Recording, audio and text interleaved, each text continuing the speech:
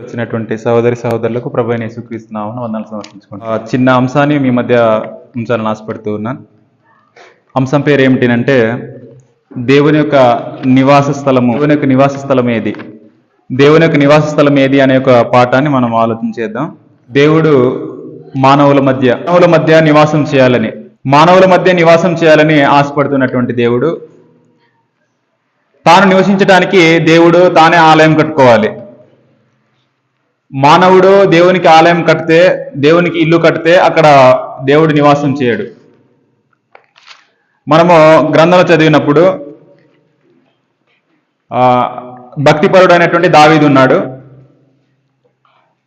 నేను నగరంలో నేను నివసిస్తున్నాను, నా దేవుని యొక్క మందసము గుడారంలో ఉంది అని ఆలోచన చేసినటువంటి యొక్క దావీదు దేవునికి ఒక మందిరం కట్టాలి, దేవుడు నివసించడానికి ఒక మందిరం కట్టాలి అనే ఆలోచన కలిగి దావీదు ఒక మందిరాన్ని కట్టడానికి పూనుకుంటే దేవుడు ఏమనేసి అంటున్నాడో ఒకసారి చూడండి. సమూయేలు 2వ గ్రంథం 7వ అధ్యాయము 12వ వచనం నుంచి చదివినట్లయితే, నీ దినములు సంపూర్ణులగునప్పుడు నీవు నీ పితరులతో కూడా నిద్రించిన తర్వాత నీ గర్భంలో నుండి వచ్చిన నీ సంతతిని హెచ్చించి రాజ్యమును అతనికి స్థిరపరచెదను. అతడు నా నామఘనత కొరకు ఒక మందిరమును కట్టించును. అతని రాజ్య సింహాసనము నేను నిత్యముగా స్థిరపరచెదను. నేను అతనికి తండ్రినై ఉండును, అతడు నాకు కుమారుడై ఉండును. అతడు పాపము చేసిన ఎడల నరుల దండంతోనూ మనుషులకు తగులు దెబ్బలతోనూ అతన్ని శిక్షింతును.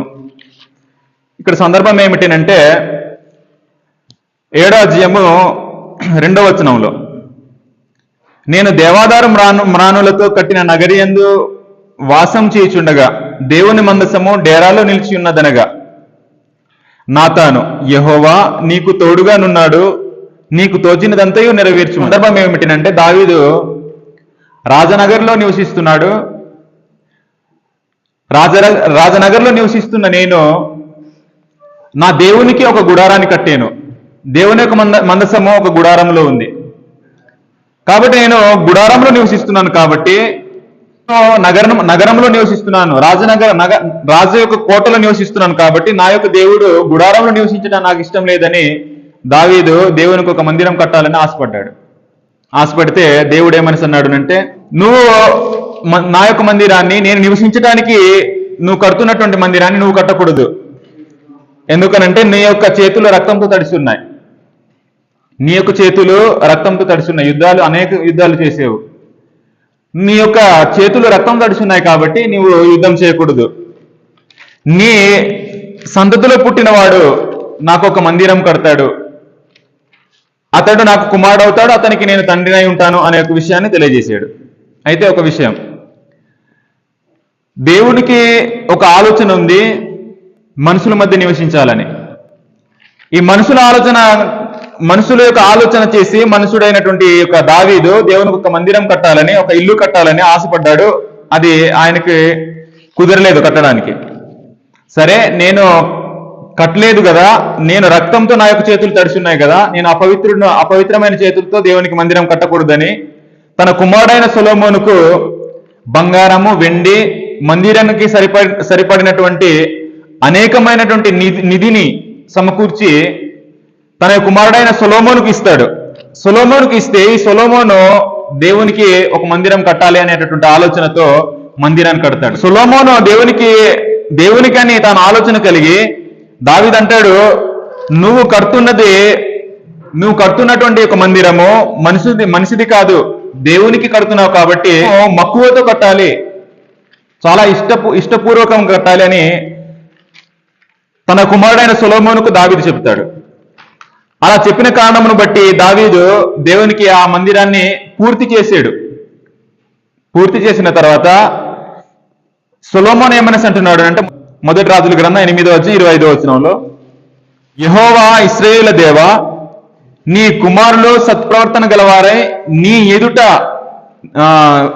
నీవు నా ఎదుట నడిచినట్లు నా ఎదుట నడిచిన ఎడల నా దృష్టికి అనుకూలుడై ఇశ్రాయేలు మీద సింహాసనాసనుడు వగు నీ మానడని సెలవిచ్చి తిని, నీవు నా దాసుడవు, నా తండ్రియును, దావీదునకు ఇచ్చిన వాగ్దానమును స్థిరపరచుము. 26వ వచనం గమనించాలి. ఇశ్రాయేలు దేవా, దయచేసి నీ దాసుడును నా తండ్రియునైన దావీదుతో నీవు సెలవిచ్చిన మాట నిశ్చయపరచుము. నిశ్చయముగా దేవుడు ఈ లోకమందు నివాసము చేయడు, మహాకాశములు సైతము నిన్ను పట్టజాలదు. నేను కట్టించిన ఈ మందిరం ఎలాగు పట్టును అని అన్నాడు.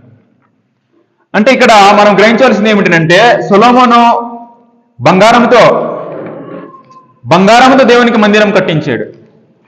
బంగారముతో దేవునికి మందిరం కట్టించి సొలొమోను ఏమని అంటున్నాడు, ఆ బంగారముతో కట్టినటువంటి ఆ మందిరములో నువ్వు నివాసం చేయవు. ఎందుకు నివాసం చేయడునంటే, దేవుడు ఈ లోకమందు దేవుడు మహాకాశములు నిన్ను పట్టజాలవు, నేను కట్టించిన ఈ మందిరం ఎలాగ పట్టును అని అన్నాడు. చిన్న మందిరము పట్టదునంట, చిన్న మందిరము దేవునికి పట్టదు. మహాకాశములు కూడా దేవునికి పట్టవు. ఎలాగ పట్టవునంటే, ఆకాశము నా శివుని యొక్క సింహాసనము ఆకాశము, దేవుని యొక్క పాదపీఠము భూమి. అంత పెద్ద దేవుణ్ణి ఒక చిన్న గుడారం కట్టి, చిన్న మందిరము కట్టి అక్కడ నివాసము చేయడానికి రా అని పిలిస్తే దేవుడు రాడు. ఏథెన్స్ ప్రాంతంలో పౌలు గారు సువార్త ప్రకటిస్తున్నప్పుడు వీధికి ఒక గుడి ఉంది, గ్రామానికి ఒక గుడి ఉంది, వీధికి ఒక గుడి ఉంది. ఉంటే అక్కడ పౌలు గారు ఏమని తెలియజేస్తున్నాడు చూడండి ఒకసారి. అపోస్తుల కార్యాల గ్రంథం 17వ అధ్యాయం 22వ వచనం నుంచి. పౌలు, అరే యోపాగు మధ్య నిలిచి చెప్పినదేమనగా, ఏథెన్స్ వార్లారా, మీరు సమస్త విషయంలో అతి దేవతా భక్తి గలవారై ఉన్నట్టు నాకు కనబడుచున్నది. నేను సంచరించుచు మీ దేవత ప్రతిమలను చూచుండగా ఒక బలిపీఠం నాకు కనబడెను, దాని మీద తెలియబడని దేవునికి అని వ్రాయబడి ఉన్నది. కాబట్టి మీరు తెలియక దేనియందు భక్తి కలిగి ఉన్నారో దానినే నేను మీకు ప్రచురపరుచున్నాను అని. ఏథెన్స్ ప్రాంతంలో ఎవరికి కట్టారనంటే తాము పూజించినటువంటి దేవునికి. అలా కట్టినటువంటి ఈ యొక్క మనుషుల మధ్య పౌలు గారు నిలబడి, మీరు కట్టినటువంటి గుడులలో దేవుడు నివాసం చేయడు. కింద మనం చదివినట్లయితే 24వ వచనంలో, జగత్తును అందలి సమస్తము నిర్మించిన దేవుడు తానే ఆకాశమునకును భూమికిని ప్రభు అయి ఉన్నందున హస్తకృత్యములైన ఆలయంలో నివసింపడు. దేవుడు చేతులతో కట్టినటువంటి మందిరములో, చేతులతో కట్టినటువంటి గుడులలో దేవుడు నివాసం చేయడు. కాబట్టి దేవుడు నివాసం చేయాలంటే దేవుడే తనకు ఇల్లు కట్టుకోవాలి. మనిషి చేసినటువంటి చేతులతో కట్టబడినటువంటి గుడిలలో, మందిరాల్లో, చర్చిల్లో దేవుడు నివాసం చేయడు.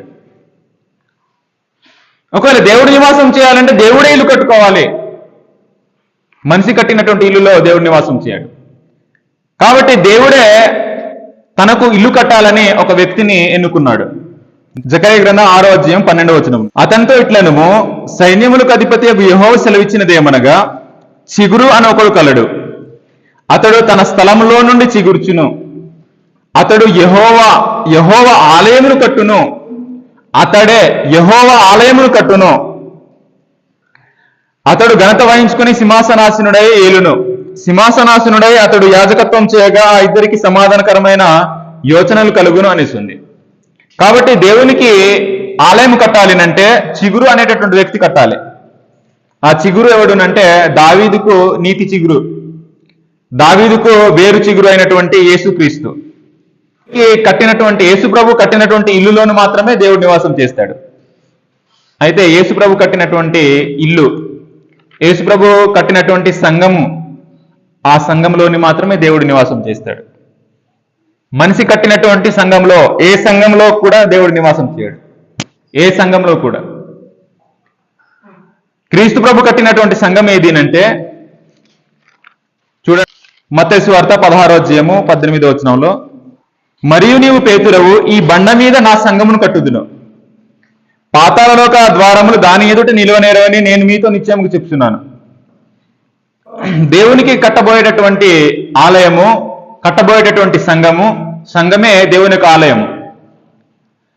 ఆ క్రీస్తు ప్రభు కట్టిన యొక్క సంఘము, దాని యొక్క పేరు ఏమిటినంటే రోమాపత్రిక 16వ అధ్యాయం 16వ వచనంలో, పవిత్రమైన ముద్దు పెట్టుకొని ఒకరినొకడు వందనములు చెప్పుకొనుడి. క్రీస్తు సంఘములన్నీ మీకు వందనములు చెప్పుచున్నాయి. దేవుడు నివసించేటటువంటి ఆలయము, క్రీస్తు ప్రభు స్థాపించినటువంటి సంఘము క్రీస్తు సంఘం మాత్రమే. క్రీస్తు సంఘంలోని మాత్రమే దేవుడి నివాసం. క్రీస్తు సంఘం కాకుండా ఏ సంఘంలో కూడా దేవుడు నివాసం చేయడు.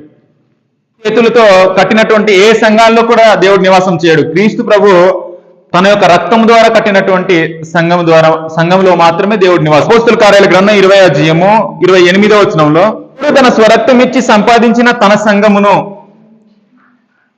కాయటకు పరిశుద్ధాత్మ మిమ్మను దేనియందు అధ్యక్షులనుగా ఉంచిన ఆ యావత్తు మందను గూర్చి మీ మట్టుకు మిమ్మను గూర్చి జాగ్రత్తగా ఉండు.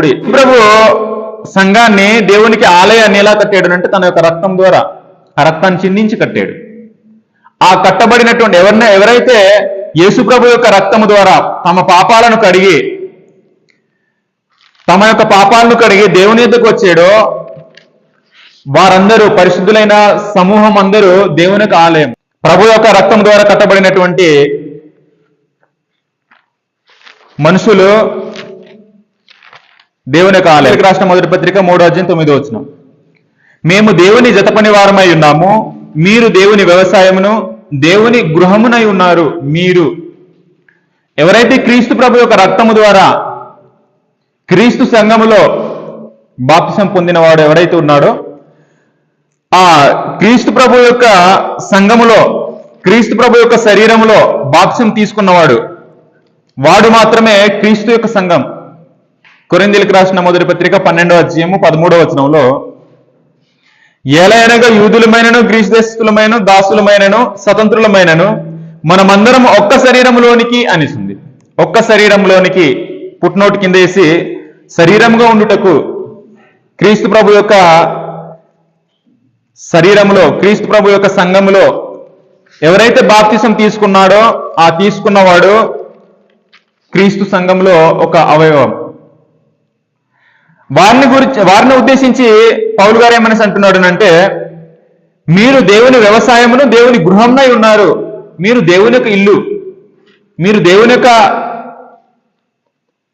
దేవాలయము, మీరు దేవుని యొక్క గృహము, దేవుని యొక్క ఆలయము అనేసి అంటున్నాడు 16వ వచనంలో. కొరింథీయులకు రాసిన మొదటి పత్రిక 3:16 మీరు దేవుని ఆలయమై ఉన్నారని. అయితే క్రీస్తు ప్రభు సంఘంలో కడగబడిన వాళ్ళు ఉన్నారో వాళ్ళు దేవుని ఆలయము, వారి మధ్య దేవుడు నివాసం చేయాలని కోరిక కలిగి ఉన్నాడు అని ముందుగానే ప్రవచించడం జరిగింది. 32వ కీర్తన 12వ వచనం నుంచి, యెహోవా సత్య ప్రమాణము దావీదుతో చేసెను, ఆయన మాట తప్పనివాడు. యెహోవా సియోనును ఏర్పరచుకుని ఉన్నాడు. సియోను అంటే ప్రవచనంలో ఉన్నటువంటి సియోను క్రీస్తు ప్రభు యొక్క సంఘం, క్రీస్తు సంఘం. దేవుడు ఏర్పాటు చేసుకున్నటువంటి సియోను క్రీస్తు సంఘం. యెహోవా సియోను ఏర్పరచుకుని ఉన్నాడు, తనకు నివాస స్థలముగా, దేవునికి నివాస స్థలముగా దానిని కోరుకుంటూ సంఘాన్ని నివాస స్థలంగా దేవుడు కోరుకున్నాడు. క్రీస్తు సంఘంలోనే మాత్రమే దేవుడు నివాసం చేస్తాడు. క్రీస్తు సంఘంలో కాకుండా ఏ సంఘంలో కూడా దేవుడు నివాసం చేయడు. ఏ సంఘంలో కూడా నివాసం చేయడు.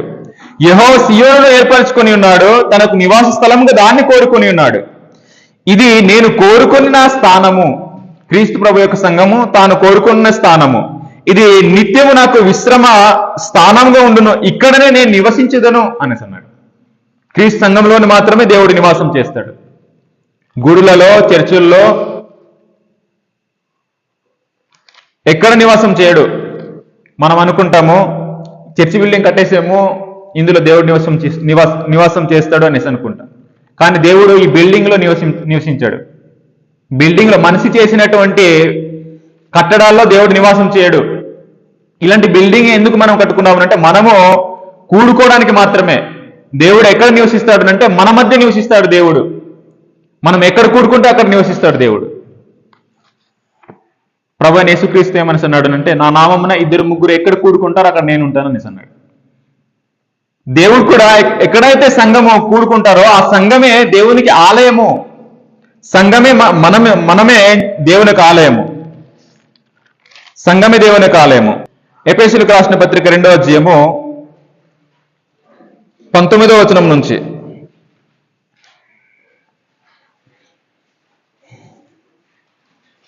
ఎఫెసీ పత్రిక 2వ అధ్యాయం 19వ వచనం నుంచి. కాబట్టి మీరిక మీదట పరజనులను పరదేశులనై ఉండక పరిశుద్ధులతో ఏకపట్టణస్థులను దేవుని ఇంటివారనై ఉన్నారు. క్రీస్తు యేసే ముఖ్యమైన మూలరాయి అయి ఉండగా అపోస్తలులను ప్రవక్తలను వేసిన పునాది మీద మీరు కట్టబడుచున్నారు. ఇప్పుడు మనము బాప్తిసం పొందిన మనము మనిషి కట్టబడాలి దేవునికి ఆలయంగా. ఈ గోడలు కాదు దేవునికి ఆలయం, మనుషులే దేవునికి ఆలయంగా కట్టబడాలి. అదే విషయాన్ని ఇక్కడ తెలియజేస్తున్నాడు. క్రీస్తు ముఖ్యమైనటువంటి మూలరాయి, క్రీస్తే ముఖ్యమైన మూలరాయి ఉన్నటువంటి ఆ క్రీస్తేసే ముఖ్యమైన మూలరాయి అయి ఉండగా అపోస్తులను ప్రవక్తలను వేసిన పునాది మీద మీరు కట్టబడి ఉన్నారు. ప్రతి కట్టడము ఆయనలో చక్కగా అమర్చబడి, యేసు ప్రభువులో ఏం చేయాలంటే అమర్చబడాలి. మనం ఈ గోడ కట్టడానికి ఎలాగైతే ఇటుక మీద ఇటుక ఎలాగైతే కట్టుకున్నామో, ఇప్పుడు దేవునికి ఆలయంగా ఉండాలంటే ఒక మనిషితో ఏం చేయాలంటే సంబంధం అన్నది తెంచుకోకుండా ఉండాలి. అదే విషయాన్ని ఇక్కడ తెలియజేస్తున్నాడు. ప్రతి కట్టడమును ఆయనలో చక్కగా అమర్చబడి ప్రభువునందు పరిశుద్ధమైన దేవాలయం అగుటకు వృద్ధి పొందుతున్నారు. అంటే దేవునికి దేవాలయం అవుతున్నాం మనము. మనుషులే దేవునికి దేవాలయంగా మనము వృద్ధి పొందాలి. ప్రభువునందు పరిశుద్ధమైన దేవాలయం అగుటకు వృద్ధి పొందుతున్నది. ఆయనలో మీరు కూడా ఆత్మమూలంగా దేవునికి నివాస స్థలమై ఉండుటకు కట్టబడుతున్నారు. ఆత్మమూలంగా దేవునికి నివాస స్థలమగుటకు మనం కట్టబడుతున్నాం. అయితే మనము ఈ భౌతిక సంబంధమైనటువంటి జీవం లేనటువంటి రాళ్ళ వలె కాదు, మనము సజీవమైన రాళ్ళము. అంటే మనము బ్రతికి ఉన్నటువంటి రాళ్ళతో పోల్చబడిన వారము, సజీవమైన రాయి మనము. ఈ భౌతిక సంబంధమైన రాళ్ళు అయితే జీవం లేనటువంటి రాళ్ళు. మనకు గ్రంథం ఏమని తెలియజేసింది అంటే మనము సజీవమైన రాళ్ళు అనే ఒక విషయం తెలియజేశాడు. పేతురు రాసినటువంటి మొదటి పత్రిక 2వ అధ్యాయము 5వ వచనంలో 4-5 వచనాల్లో నుంచి చదివినట్లయితే ఇంకా అర్థమవుతుంది. మనుషుల చేత విసర్జింపబడినను దేవుని దృష్టికి ఏర్పరచబడినదియు అమూల్యమును సజీవమునైన రాయగు ప్రభువునొద్దకు వచ్చిన వారమై యేసుక్రీస్తు ద్వారా దేవునికి అనుకూలములకు ఆత్మ సంబంధమైన బలులను అర్పించుటకు పరిశుద్ధ యాజకులుగా ఉండునట్లు మీరును సజీవమైన రాళ్ళ వలె నుండి అని అన్నాడు. మనము సజీవమైన రాళ్ళు అంటే బ్రతికి ఉన్న రాళ్ళు. బ్రతికి ఉన్నటువంటి రాళ్ళు ఎవరునంటే ఆత్మ సంబంధమైనటువంటి రాళ్ళు మనుషులు. సజీవమైన రాళ్ళము మనము. మీరును సజీవమైన రాళ్ళ వలె నుండి ఆత్మ సంబంధమైన మందిరముగా కట్టబడుచున్నాము. ఆత్మ సంబంధమైన మందిరము క్రీస్తు ప్రభు సంఘం, క్రీస్తు సంఘం మాత్రమే. ఏ సంఘం కూడా దేవునికి ఆలయం కాదు. ఏ సంఘంలో కూడా దేవుడు నివాసం చేయడు. క్రీస్తు సంఘంలో మాత్రమే నివాసం చేస్తాడు. అది దేవుడు కోరుకున్న స్థానం, దేవుడు ఏర్పరచుకున్నటువంటి స్థలం. అది క్రీస్తు సంఘంలోని మాత్రమే దేవుడు నివాసం చేస్తాడు, మరి ఎక్కడ నివాసం చేయడు. మనుషులతో కట్టిన దాంట్లో దేవుడు నివాసం చేయడు. తానే కట్టుకున్నాడు. ఒక మనిషిని ఏర్పాటు చేసుకుని నా కొరకు ఒక వ్యక్తి వచ్చి ఆలయం కడతాడు. చిగురు అని ఒకడు కలడు, అతడు నాకు ఆలయం కడతాడు అని దేవుడు చెప్పాడు. ఆయనే వచ్చి దేవునికి ఆలయం కట్టాడు. ఆ ఆలయం ఏదేనంటే క్రీస్తు సంఘం. యేసు ప్రభు కట్టినటువంటి దేవుని యొక్క ఆలయము ఏదేనంటే క్రీస్తు ప్రభు యొక్క సంఘం. సంఘమే దేవుని యొక్క ఆలయము, సంఘమే దేవుని యొక్క మందిరము. తిమోతికి రాసిన మొదటి పత్రిక 3వ అధ్యాయము 15. తిమోతికి రాసిన మొదటి పత్రిక 3వ అధ్యాయము 14-15. శీఘ్రంగా నీ యొద్దకు వచ్చునని నిరీక్షించున్నాను, ఆయనను నేను ఆలస్యము చేసిన యెడల దేవుని మందిరము అనిసింది. దేవుని మందిరం అన్నా, దేవుని ఆలయం అన్నా, దేవుని ఇల్లు అన్నా ఒకటే. నేను ఆలస్యము చేసిన యెడల దేవుని మందిరములో అని చెప్పి దానికి ఇంకా అర్థం చెప్తున్నాడు. అనగా జీవము గల దేవుని సంఘములో. సంఘము దేవుని ఆలయం. ఇప్పుడు సంఘంలో దేవుడు నివాసం చేయాలి. సంఘంలో దేవుడు నివాసం చేయాలి అంటే సంఘం ఎలా ఉండాలంటే పరిశుద్ధంగా ఉండాలి. దేవునికి చిత్తం పరిశుద్ధులుగా ఉండటమే దేవుని చిత్తం.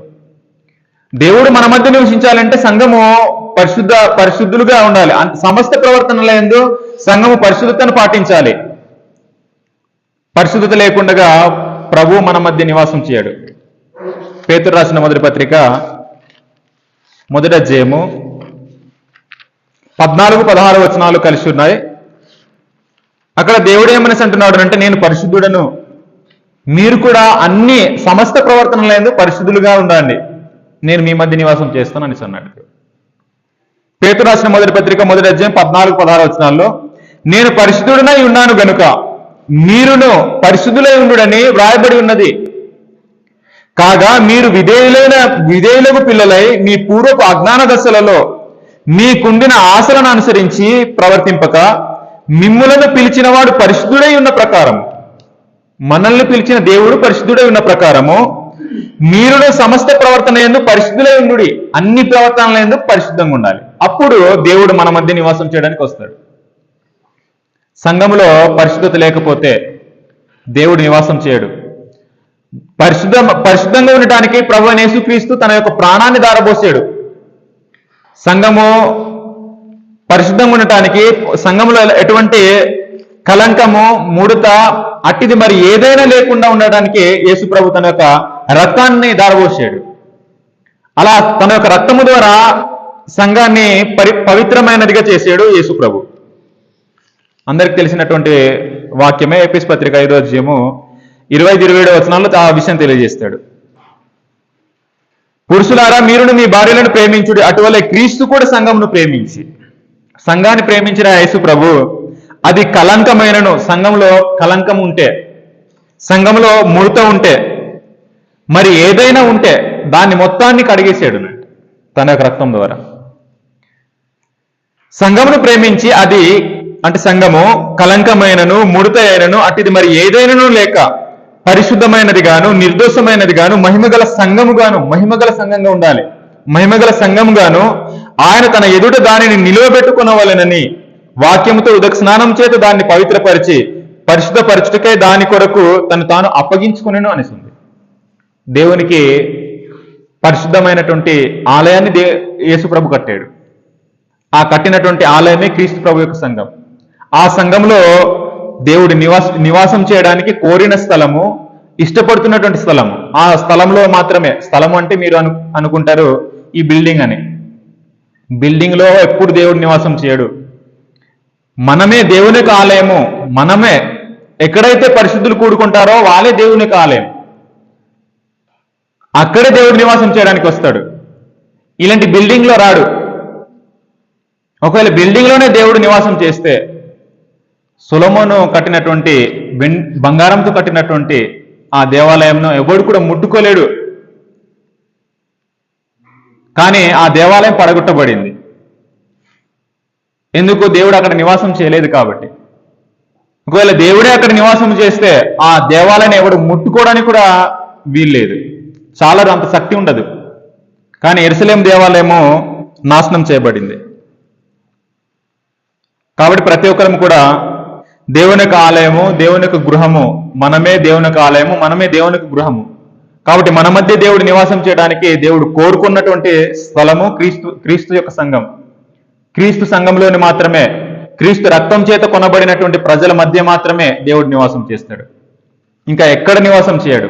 కాబట్టి ఈ యొక్క విషయాలను మీ మనసులో ఉంచుకోవాలని శ్రద్ధగా ఓపికతో విన్న మీ అందరికీ ప్రభువైన యేసుక్రీస్తు నామమున వందనాలు సమర్పించుకుంటున్నాను.